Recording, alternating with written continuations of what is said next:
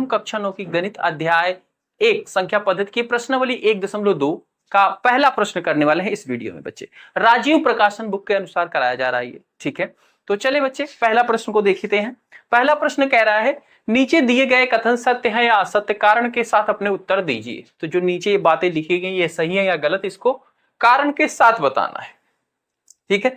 तो इसमें बच्चे बात हुई है परमीय संख्या की, अपरमीय संख्या की। सबसे पहले इसको समझ लेते हैं क्या होती है भाई, परमीय संख्या क्या होती है, अपरमीय संख्या क्या होती है। परमीय संख्या आप पहले ही प्रश्नावली के अंदर पढ़ चुके हैं कि परमीय संख्या क्या होती है। इसमें हमें समझना है बच्चे अपरमीय संख्या क्या होती है। तो अपरमीय संख्या क्या होती है भाई, अपरमीय संख्या, परमीय संख्या का बिल्कुल उल्टा। जो परमीय है वो अपरमीय नहीं होगी, ठीक है। जो परमीय नहीं है वो परमीय है, मतलब जिसे p बटा q के रूप में न लिखा जा सके। परिभाषा जो होती है इसकी ये होती है। परमीय क्या होती है, जिसको p बटा q के रूप में लिख सके। अपरमीय क्या होगी, जिसे p बटा q के रूप में न लिखा जा सके। तो परिभाषा इसकी यही आती है, जिसे p बटा q के रूप में ना लिखा जा सके, ठीक है। ये तो होती है इसकी परिभाषा, जिसे p बटा q के रूप में ना लिखा जा सकते। कौन कौन सी हैं भाई, तो उदाहरण जितनी भी अभाज्य संख्याएं होती हैं, अभाज्य संख्या समझते हो ना, 2 3 जो खुद से कटे और सिर्फ एक से भाग जाए, खुद से भाग जाए और एक से भाग जाए, उनको अभाज्य संख्या बोलते हैं। तो उसमें आपकी आती है 2 3 5 7, ठीक है, 11, ये सारी संख्या है। तो अगर बच्चे ये वर्गमूल के अंदर है, वर्गमूल के अंदर है यानी कि स्क्वायर रूट के अंदर है, तो ये अपरमीय संख्या होंगी, जैसे √2 √3 √5, ठीक है। ये क्या है, अपरमीय संख्या है, ठीक है। ये क्या है, अपरमीय संख्या है। पाई पाई ये अपरमीय संख्या। तो बस अभी के लिए इतना समझ के रखो। इसकी अगली वाली प्रश्नावली में इसके बारे में और डिटेल में बात होगी, परमीय और अपरमीय संख्या के बारे में। इसका जब दशमलव प्रसार हम पढ़ेंगे तो आगे इसी चैप्टर के अंदर आगे आप पढ़ोगे, ठीक है। अच्छा, तो ये हमने पढ़ लिया अपरमीय संख्या क्या होती है, जिसे p बटा q के रूप में ना लिखा जा सके। इनके उदाहरण ये, ठीक है। सभी अभाज्य संख्याएं अंडर रूट के अंदर है तो वो अपरमीय है। पाई भी क्या होता है, अपरमीय होता है, ठीक है। अच्छा बच्चे, अब बात होती है वास्तविक संख्या की, ठीक है। तो बच्चे हमने पढ़ी आपने परमीय और अपरमीय, ठीक है। अब इन दोनों संख्याओं को अगर एक साथ मिला दिया जाए, एक साथ शामिल कर दिया जाए, तो एक नई संख्या बनती है जिसको बोलते हैं वास्तविक संख्या। वास्तविक संख्या यानी कि वास्तविक संख्या किसका किसका संग्रह है, परमीय संख्या और अपरमीय संख्या को जब मिलाया जाता है दोनों को एक साथ में, तो एक नया संग्रह बनता है संख्याओं का, उसको बोलते हैं वास्तविक संख्या। यानी कि वास्तविक संख्या के अंदर सारी अपरमीय संख्या भी होती है, सारी परमीय संख्या भी होती है वास्तविक संख्या के अंदर, ठीक है। और सभी वास्तविक संख्याएं परमीय होती है क्या, जवाब होगा नहीं। सभी वास्तविक संख्याएं अपरमीय होती है क्या, तो जवाब होगा नहीं। सभी अपरमीय संख्याएं वास्तविक होती है क्या, हाँ।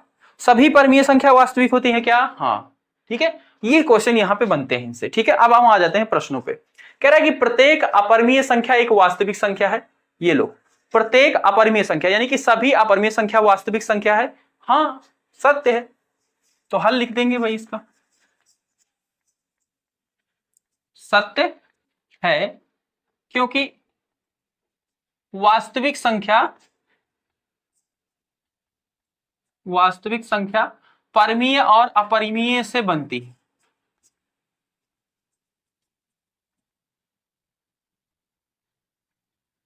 परमीय और अपरिमीय संख्या से बनती है, ठीक है। बस हो गया, ये हमने कारण लिख दिया। देखो दूसरा कह रहा है संख्या रेखा का प्रत्येक बिंदु √m के रूप का होता है, जहां m एक प्रकृत संख्या है। संख्या रेखा, हाँ हमने बात की है ये भाई, संख्या रेखा के बारे में आपको पता ही होगा, नहीं पता देख लो। संख्या रेखा होती है, बीच में 0 होता है, इधर क्या होता है 1 2 3 ऐसे जाता है, ठीक है। इधर -1 -2 -3। तो कह रहा है कि इसका प्रत्येक बिंदु √m के रूप का होता है, प्रत्येक बिंदु √m के रूप का होता है, मतलब अंडर रूट। तो भाई जैसे ये √1 दिया गया तो इसका अंडर रूट, तो अंडर रूट 1 ही होगा, ठीक है। 2 का अंडर रूट करोगे तो अंडर रूट 2 ही रहेगा, 3 का करोगे तो अंडर रूट 3 ही रहेगा, अंडर रूट 4 करोगे तो ये सॉल्व होके क्या आ जाएगा, अंडर रूट 4 को अगर हम सॉल्व करें ये क्या आ जाएगा, 2 आ जाएगा ना। पता है ना अंडर रूट सॉल्व करना, अंडर रूट क्या होता है, जो संख्या दी गई है उसको फैक्टर करते हैं, गुणनखंड करते हैं, उनका जब पेयर बन जाता है, जोड़ा बन जाता है तो वो बाहर आ जाते हैं, 2 आ जाता है, ठीक है। तो ये बन से अंडर रूट एम यानी कि रूट एम 4 का जब अंडर रूट कर रहे हैं तो बच्चे ये तो 2 आ जा रहा है, ठीक है। क्वेश्चन में क्या किया गया है, कह रहा है संख्या रेखा का प्रत्येक बिंदु रूट एम के रूप का होता है जहां एम एक प्रकृत संख्या है। तो क्या ये सही बात है, सारे बिंदु रूट एम के रूप के हैं? नहीं भाई, ये 2 3 तो थे, पर 4 पे जैसे ही आए तो 4 को सॉल्व होके क्या आ गया, 2 आ गया, ठीक है, 2 आ गया। ये रूट एम के रूप का रहा क्या, नहीं, अब तो रूट 2 हो गया है, तो इसका जवाब क्या होगा, असत्य, असत्य, ठीक है, असत्य।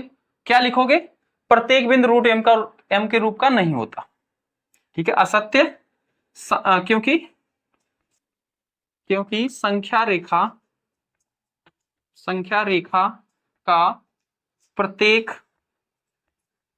बिंदु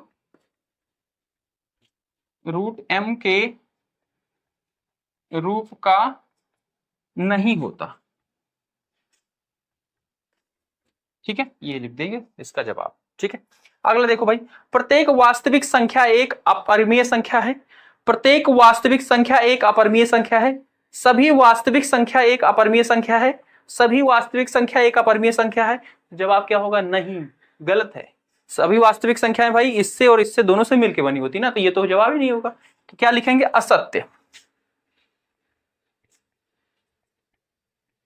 असत्य। सभी वास्तविक संख्या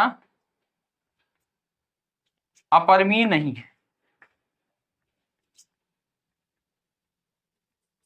नहीं, ठीक है। तो ये लिख देंगे बच्चे, इस तरीके से आप इनके प्रश्नों को नोट कर सकते हो, अपनी फेयर भी कंप्लीट कर सकते हो। कह रहा है क्या सभी धनात्मक पूर्णांकों के वर्गमूल अपरिमेय होते हैं। अब सबसे पहले तो पता होना चाहिए भाई धनात्मक पूर्णांक क्या होते हैं। पूर्णांक के बारे में तो आप पहली वीडियो में देख चुके हो, पहली प्रश्नावली के अंदर। यदि नहीं तो एक ऐसी संख्या का वर्गमूल का उदाहरण दीजिए जो एक परिमेय संख्या ना हो। कह रहा है कि जो पूर्णांक है, पूर्णांक की जो धनात्मक संख्या है, अगर उनका वर्गमूल किया जाता है तो जो संख्याएं आती हैं वो अपरिमेय आती हैं। तो भाई सबसे पहले देख लो पूर्णांक क्या होता है, एक बार याद दिला देते हैं, ठीक है बच्चे। पूर्णांक संख्या क्या होती थी, इसके अंदर बच्चे जीरो भी शामिल होता था, 1 2 3 4 5 ऐसे अनंत तक धनात्मक वाली संख्याएं, और माइनस -2 -3 इसी तरीके से ऋणात्मक वाली संख्याएं भी शामिल होती हैं पूर्णांक के अंदर, ठीक है। पूर्णांक संख्या ये होती है, इसमें सिर्फ धनात्मक की बात कर रहा है, मतलब यहां से 1 2 3 4 ये अनंत तक, ठीक है। कह रहे कि अगर इनका वर्गमूल निकाला जाए तो जो हल आता है वो अपरिमेय आता है। तो भाई 1 का वर्गमूल निकालोगे तो 1 का तो चलो हमने मान लिया अपरिमेय है, ठीक है।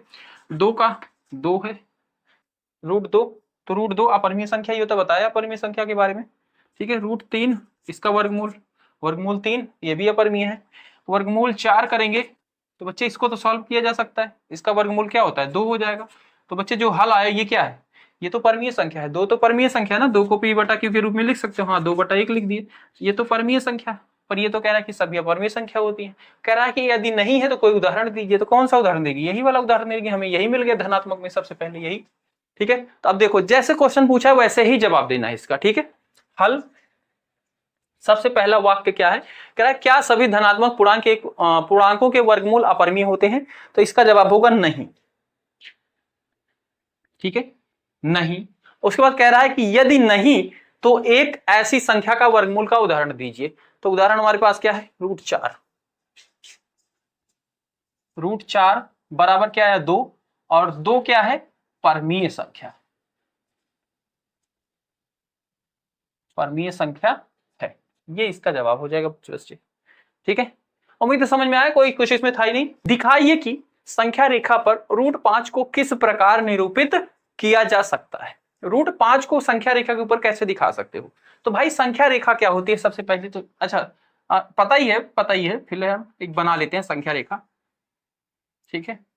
ऐसे कुछ होती है, ठीक है, जिसके मिडिल में कर देते हैं 0, ठीक है, और इधर कुछ गैप रहता है, ठीक है, जिधर नंबर धनात्मक वाला रहता है इधर कुछ गैप रहता है, जिधर नंबर क्या रहता है ऋणात्मक वाला रहता है। अभी नंबर के ऊपर नहीं जा रहे हैं, अभी हमें √5 को दिखाना है। ठीक है, अब नंबर के ऊपर यहां से समझ में आएगा √5 को लाने के लिए हमें क्या करना पड़ेगा। तो बच्चे आपने पढ़ा होगा समकोण त्रिभुज,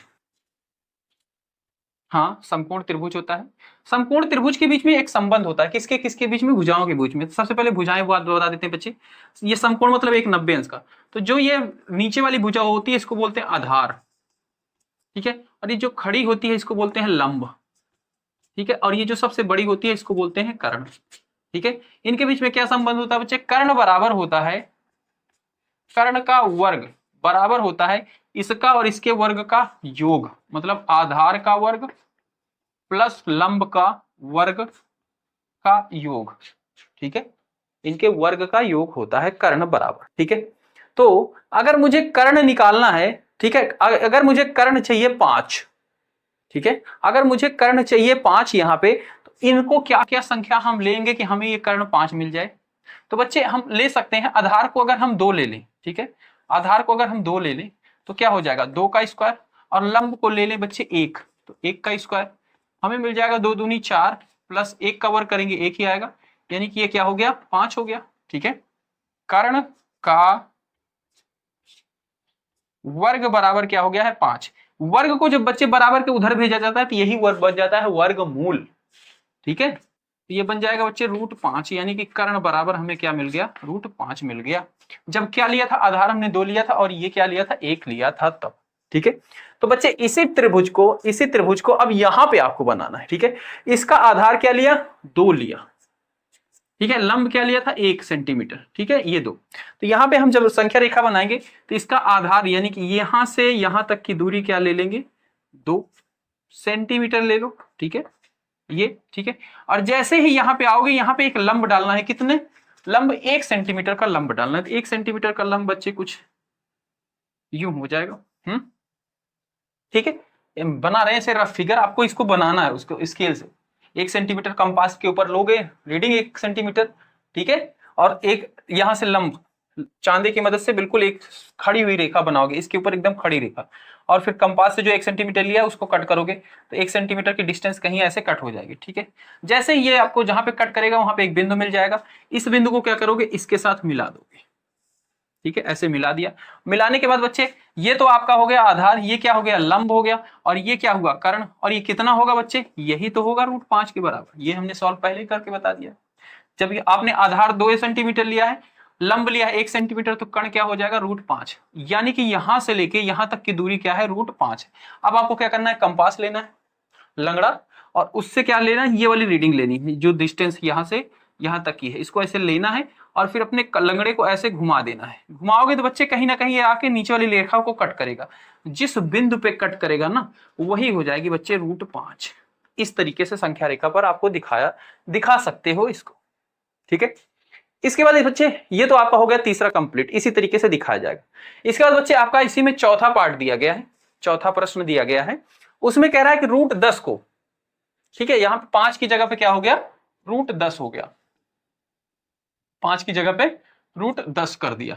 ओके, तो बच्चे 10 लाने के लिए यही चीज यहीं पे देखी जाएगी वो भी चीज। ठीक है, 10 लाने के लिए मुझे कर्ण अगर मुझे 10 लाना है तो क्या करेंगे भाई, देखो अगर मैं आधार ले लूं 3 सेंटीमीटर, ठीक है, आधार इसका ले लूं, अब इसी को ये वाली दूरी 3 सेंटीमीटर ले लूं, तो आधार का स्क्वायर यानी कि 3 का स्क्वायर, और लंब ले लूं 1 सेंटीमीटर।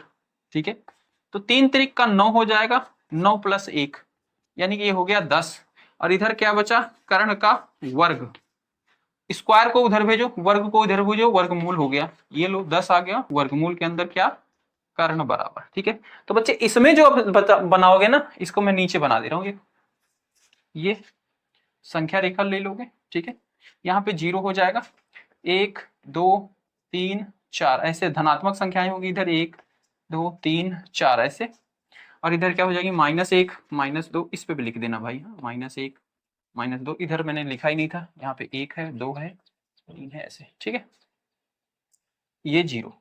इसके बाद आधार इसमें क्या लेना पड़ रहा है हमें √10 दिखाने के लिए 3 लेना पड़ रहा है, तो यहां से 3 कहां है, ये बराबर दूरी खींचोगे ना स्केल से 1 1 सेंटीमीटर, 3 सेंटीमीटर यहाँ पे, तो यहाँ पे आगे, यहाँ पे क्या डालना है, लंब डालना है, मतलब एक सीधी रेखा डालनी है 90 अंश का कोण बनाती हुई जाएगी यहाँ पे, ये बिल्कुल सीधी। ठीक है, उसके बाद क्या करना है, 1 सेंटीमीटर, लंब क्या रहेगा 1 सेंटीमीटर, तो 1 सेंटीमीटर के लंगड़े के ऊपर ऐसे रीडिंग ले लेनी है और उसको ऐसे कट कर देना है। जहां पे कट करेगा एक बिंदु मिल जाएगा, उस बिंदु को और इस जीरो वाली बिंदु को मिला देना है। ठीक है, ऐसे मिलेगा।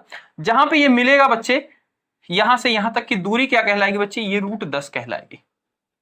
ठीक है, यही तो कहलाएगी ना लंब। लंब कर्ण मतलब क्या हो जाएगा, अब √10 आ रहा है कर्ण, यानी कि ये वाला 10 है रूट। ठीक है, अब क्या करना है, चांदे फिर लेना है, चांदे से यहां से ये वाली दूरी लेनी है, मेरे तो आ नहीं रहा है यहाँ पे। ठीक है, यहाँ पे ऐसे चांदे से लोगे और फिर इसको ऐसे नीचे मूव करोगे, कहीं ना कहीं इस रेखा को कट करेगा, जहां पे कट करेगा ना वही बिंदु क्या होगा, √10 होगा।